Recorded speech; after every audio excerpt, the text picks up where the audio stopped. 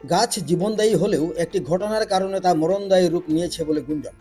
কেননা গাছ কেনা বেচাকে কেন্দ্র করে মারধরের ঘটনায় মধ্যযুগীয় বর্বরতার শিকার এক বৃদ্ধ।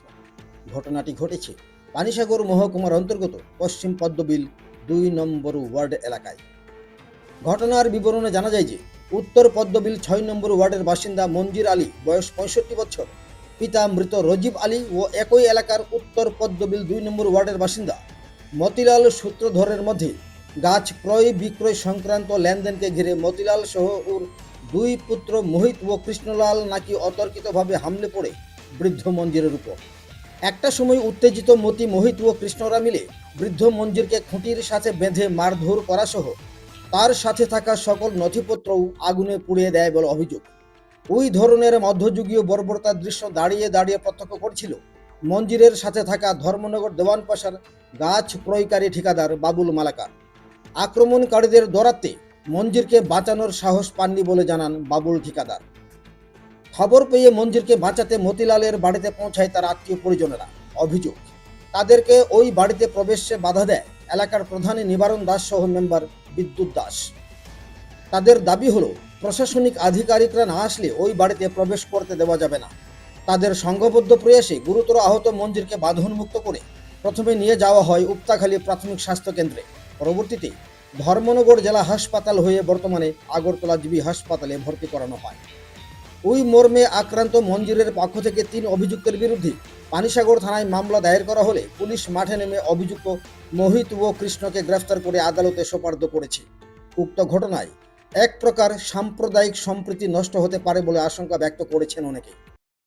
গতকালকে ধরেন আপনি 5:30টার দিকে হঠাৎ করে হাল্লা চিৎকার শুনছি আমার পাশের ঘর।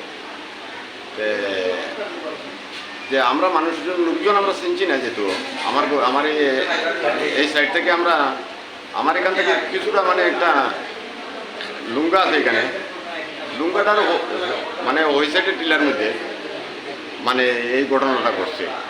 তাহলে হঠাৎ চিৎকার শোনার পরে যে শুনছি যে মতিলাল সূত্র ধরে কইছে এটারে নিয়ে বান্ধো, খারাপ ভাষা দিয়ে গালি দিছে, দেওয়ার পরে কইছে এটারে বান্ধিয়ে ভিডিও।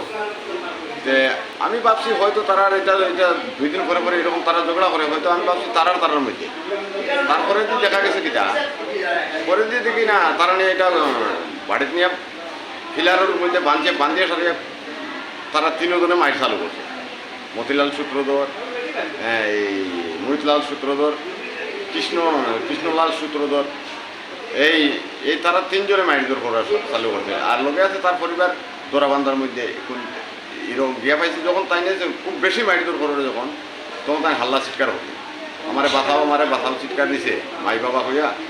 তখনই আমরা গেছি, কেন আমি দৌড়ে গেছি, গিয়া সারিয়া দেখছি যে তারা মানুষটারে বান্ধিয়া অবিশ্রাম তারা 3 জনে মারতে আছে। ঘটনা কোন জায়গাতে? ঘটনা হয়েছে 2 নম্বর ওয়ার্ড সিলেটি ক্যাম্পে, পশ্চিম পৈতবিল।